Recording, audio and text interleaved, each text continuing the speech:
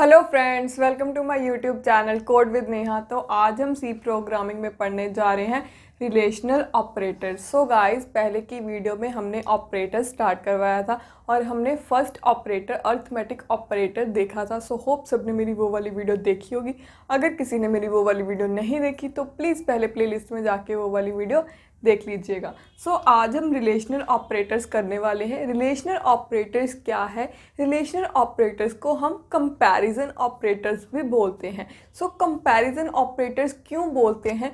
क्योंकि अगर हमने दो ऑपरेंट या दो एक्सप्रेशन के बीच में कोई रिलेशन फाइंड करना है तो हम यूज़ करते हैं रिलेशनल ऑपरेटर।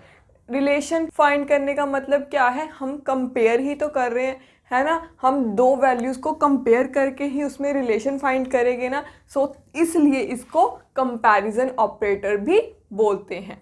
ठीक है। सो अब मैंने वर्बली तो बता दिया, पहले इसकी डेफिनेशन देख लेते हैं, फिर मैं आपको और अच्छे से क्लियर कर दूंगी। ठीक है।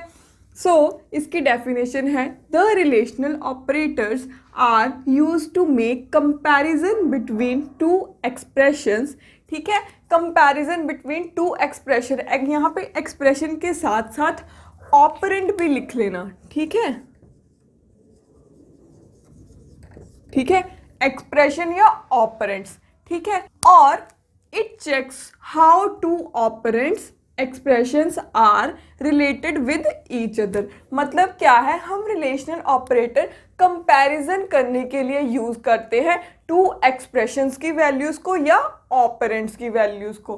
ठीक है, और ये चेक क्या करता है कि दो ऑपरेंट या एक्सप्रेशन एक दूसरे से कैसे रिलेटेड है। कैसे रिलेटेड का मतलब क्या?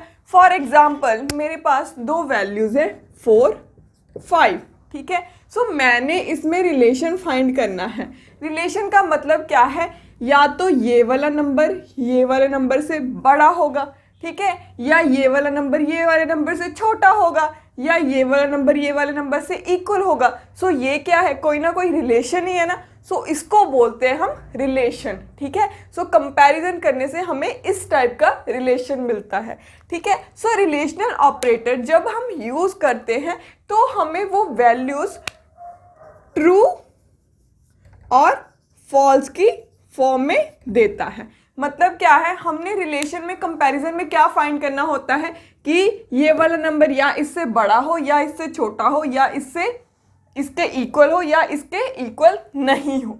ठीक है, सो यही करेंगे ना। सो जब हम यहाँ पे कोई एक्सप्रेशन, ठीक है, रिलेशनल ऑपरेटर लगा देंगे तो वो हमें ट्रू और फॉल्स की फॉर्म में आंसर देगा। ठीक है, ट्रू का मतलब क्या है? अगर हमने इसको कंपेयर करने के लिए ये लिखा हुआ है कि 4 इज लेस देन 5, ठीक है, मतलब क्या 4 मेरा 5 से छोटा है ना। सो ये क्या करेगा? Return true. ट्रू का मतलब क्या है? ये स्टेटमेंट हमारी सही है। और ट्रू क्या इंडिकेट करता है? 1, और फॉल्स क्या इंडिकेट करता है? 0। ठीक है, अगर मैं यहाँ पे ये वाला ऑपरेटर ना लगा के ये ऑपरेटर लगा देती, 4 इज ग्रेटर देन 5, ट्रू और फॉल्स, फॉल्स है ना, तो ये हमें फॉल्स रिटर्न कर देता। ठीक है, सो ये है रिलेशनल ऑपरेटर्स। रिलेशनल ऑपरेटर्स हम बेसिकली इफ स्टेटमेंट में लगाते हैं जहां पे हमने चेक करनी होती है कंडीशंस। डिसीजन मेकिंग स्टेटमेंट्स में, इफ स्टेटमेंट में, डिसीजन मेकिंग स्टेटमेंट में, वाइल लूप में, डू वाइल लूप में, फॉर लूप में, लूपिंग स्टेटमेंट में, जहां पे हमने कंडीशन चेक करनी होती है वहां पे हम रिलेशनल ऑपरेटर्स को यूज करते हैं। सो हमारे पास सी में ये कुछ रिलेशनल ऑपरेटर्स अवेलेबल हैं। ठीक है, सो मैंने यहाँ पे टेबल बना के उनका मीनिंग भी लिखा हुआ है और उनकी हिरार्की भी लिखी हुई है। हिरार्की मतलब क्या है? अगर एक एक्सप्रेशन में ये मल्टीपल रिलेशनल ऑपरेटर लिखे हुए हैं तो कौन सा पहले सॉल्व होगा और कौन सा बाद में सॉल्व होएगा। ठीक है, सो फर्स्ट हमारे पास रिलेशनल ऑपरेटर आ जाता है लेस देन। ठीक है, सो ये लेस देन है, ये मैंने आपको यहाँ पे बताया, बट यहाँ पे मीनिंग मैंने यहाँ पे लिखा हुआ है। सो ये लेस देन का सिंबल है। ठीक है, सो इसकी हिरार्की लेवल भी क्या है? 1। लेस देन का मतलब क्या है? इधर वो वाला ऑपरेंट आएगा जो छोटा होएगा और इधर वो वाला ऑपरेंट आएगा जो बड़ा होएगा। ठीक है, सो ये मैं आपको एग्जाम्पल के थ्रू भी बता दूंगी। ठीक है, आप वीडियो पूरी देखिएगा।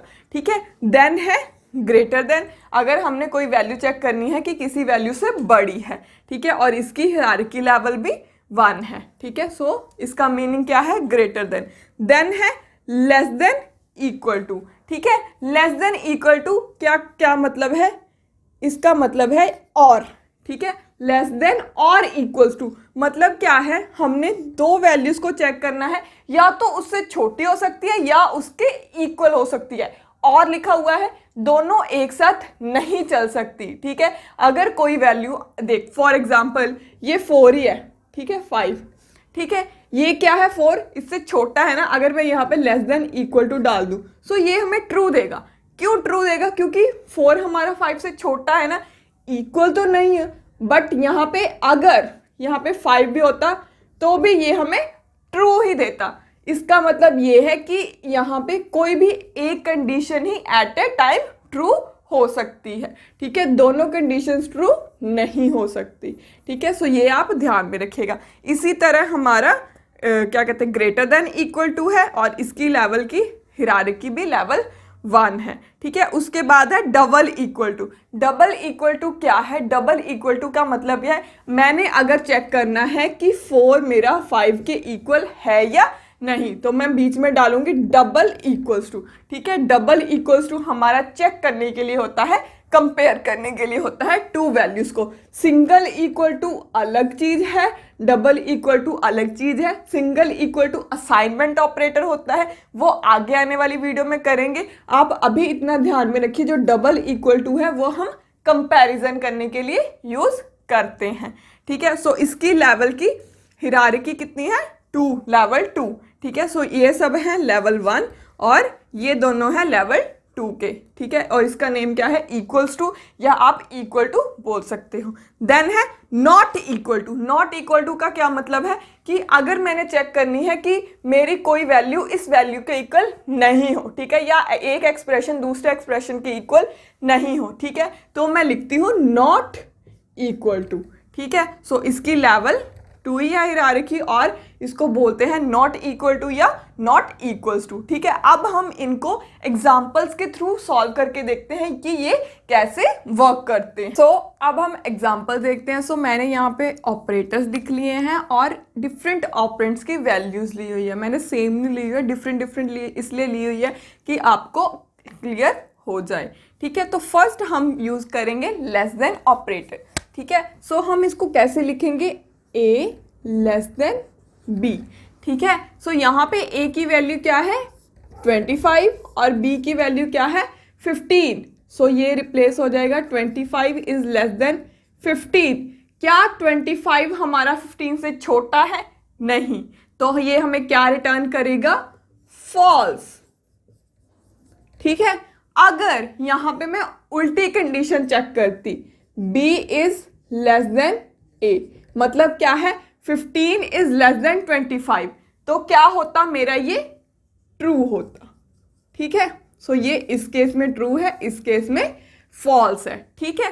देन है हमारा greater than. So greater than को भी हम इसी तरह लिखेंगे, a is greater then b। इस बार वैल्यूज क्या है 12 और 12, a की वैल्यू भी 12 है, b की वैल्यू भी 12 है। सो 12 इज ग्रेटर देन 12, ट्रू और फॉल्स, फॉल्स।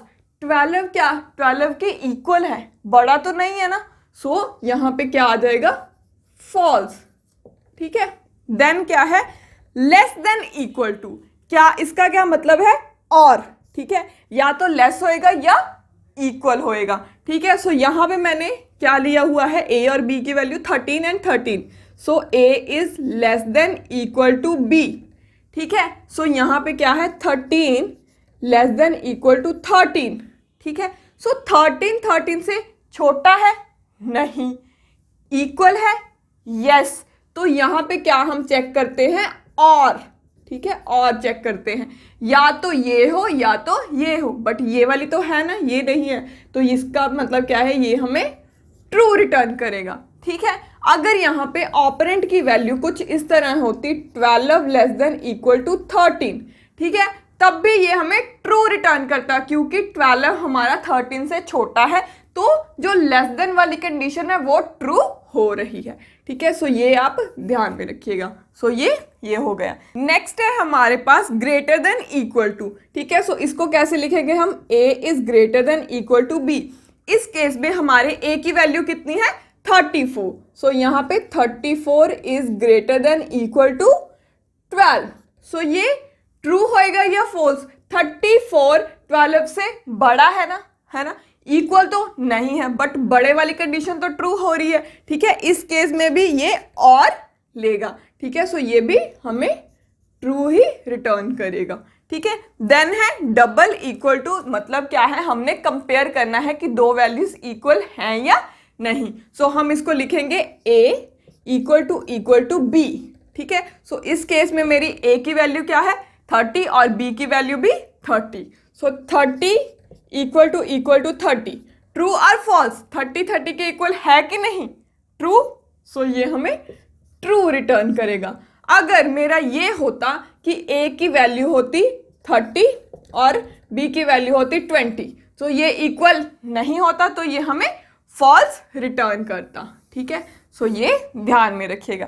देन है नॉट इक्वल टू, मतलब क्या है, हमने ये चेक करना है कि मेरी a की वैल्यू b की वैल्यू से इक्वल नहीं होनी चाहिए, सेम नहीं होनी चाहिए। ठीक है, सो इसको भी हम इस तरह लिखेंगे a not equal to b। ठीक है, सो इस केस में a की वैल्यू क्या है 35 नॉट इक्वल टू b की वैल्यू भी 35।